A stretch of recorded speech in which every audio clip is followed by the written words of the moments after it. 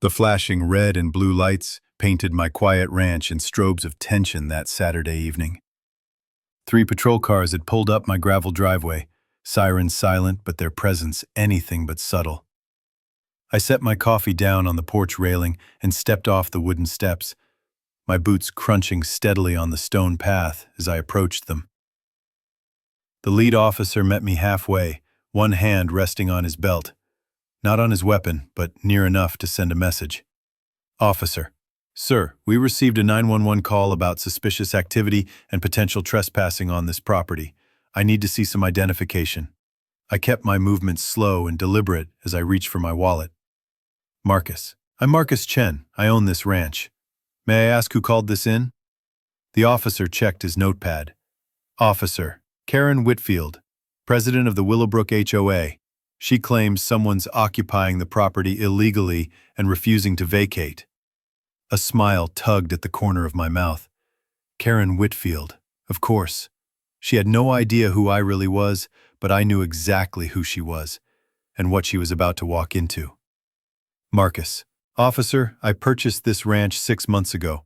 All my documents are inside, if you'd like to verify. Also, this property sits a half-mile outside Willowbrook HOA's jurisdiction. 2 weeks before, I'd first encountered Karen. It was a Sunday morning, peaceful, until loud, aggressive knocking echoed through my home. I opened the door to find a woman in her early 50s, standing like she was ready to take over a courtroom. Blazer in warm weather, clipboard clutched like a badge, hair styled in that precise, helmeted fashion that practically shouted, "Managerial demands incoming." Karen, I'm Karen Whitfield, president of the Willowbrook Homeowners Association. We need to discuss your violations. Marcus, violations? This property isn't part of an HOA. Karen, wrong. Willowbrook has expanded its jurisdiction to cover all properties within a 1-mile radius. You need to register immediately and bring your land up to code. I stayed calm. Marcus, that's not how HOAs work. You can't unilaterally extend your authority beyond designated community lines. She shoved a stack of paper at me. Karen, here are your violations. Fence color, unauthorized livestock, and that barn. You have 30 days to comply or face fines. I didn't take the papers. Marcus, ma'am, this is private property. You have no legal authority here. I'm going to have to ask you to leave. Her cheeks flushed crimson. Karen, you'll hear from our lawyers. I know people. After she stormed off, I installed a full perimeter of security cameras, night vision, audio, HD lenses. Something told me this wasn't over. And I was right. The harassment campaign began immediately. Fake notices taped to my gate daily. My mailbox crammed with bogus HOA threats. One morning I caught her taking photos of my horses inside my fence line. Marcus, on camera. Ma'am, you're trespassing. Leave immediately. She didn't flinch. Karen. These horses aren't registered with the HOA Livestock Committee. That's $500 per horse, per day. Marcus. There's no such committee with jurisdiction here. Please leave, or I'll involve law enforcement. Karen. Go ahead. Sheriff Thompson's my brother-in-law. Let's see how that goes. I didn't call. Not then. I kept collecting footage, voicemails, photos, a growing digital dossier. What Karen didn't know was that I'm not just a ranch owner. I'm Senior Vice President of Development at Pinnacle Property Group, the company that contracts with Willowbrook HOA for legal and management services. And the moment she called 911 on me, accusing me of being a dangerous trespasser, was the moment she crossed a line into territory far beyond her control. Back in the present, the lead officer returned after verifying my ID. His demeanor shifted noticeably. Officer. Mr. Chen, you're clearly the legal owner.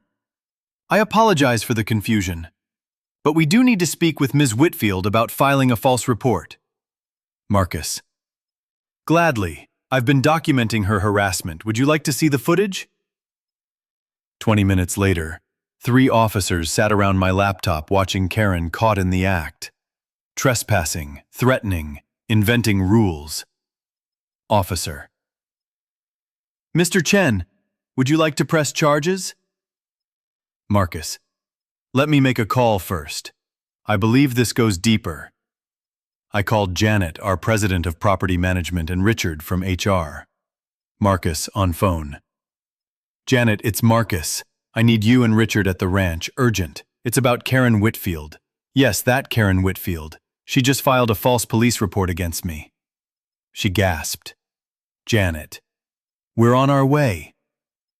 When they arrived, Karen was with them, picked up under the pretense of urgent board business. She stepped out of Janet's car, confusion turning to rage the moment she saw me, the police, and our HR rep. Karen: What is this? Why am I at this violator's property? Janet: Ms. Whitfield, are you aware Mr. Chen is the senior vice president of Pinnacle Property Group? Karen paled. Karen: That's impossible. He's just some guy who bought a ranch. Richard: That ranch sits outside HOA jurisdiction, yet you've filed fake notices, trespassed, and now called 911 on him.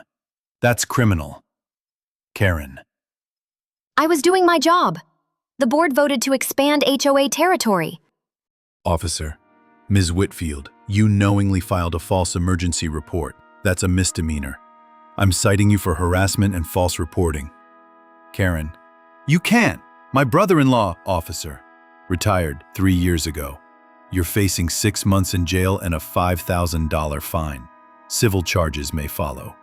Richard: Effective immediately, you are terminated. Pinnacle Property Group is severing all ties. You will be personally liable for legal costs. Karen: You can't do this. The neighborhood needs me. Janet: The neighborhood needs someone who respects the law. Security will collect all HOA materials from your home tomorrow. Any unauthorized access from this point forward will result in more charges. She was deflating before our eyes. That clipboard, the symbol of her self-made authority, slipped from her fingers. Karen, softly: I just wanted to maintain standards, protect property values. Marcus: By making up rules, harassing neighbors, authority comes with limits, Ms. Whitfield. You turned a community role into a personal crusade. The officer handed her the citation. Officer: You'll receive a court date soon. Do not come within 500 feet of Mr. Chen or his property. Understood? Karen was driven home in silence. Her reign was over. No more threats, no more fake committees, just consequences. Janet lingered behind. Janet: Mr. Chen, I can't express how sorry I am. We'll be reviewing every action she took as president. There's a lot to undo. Marcus: Let's make sure the next board knows where their authority ends. As the patrol cars pulled away and quiet returned to the land, I picked up my now cold coffee and headed back to the porch. In the distance, my horses grazed, blissfully unaware of the bureaucratic war they'd just inspired. 3 weeks later, I received 2 letters. The first was from the district attorney. Karen had pled no contest, 6 months probation, 100 hours of community service, $5,000 in fines, plus $8,000 in legal fees. The second was from the newly elected Willowbrook Board, an apology. Karen had embezzled nearly $50,000 during her tenure. A forensic audit was underway. I folded both letters and stepped outside. My horses looked up briefly before returning to their afternoon grazing, unregistered and perfectly content. Sometimes, the best way to handle a bully isn't to fight. Sometimes, you let them punch above their weight until they swing straight into a wall they never saw coming. Karen Whitfield thought she was challenging a ranch owner. What she got was her boss's boss.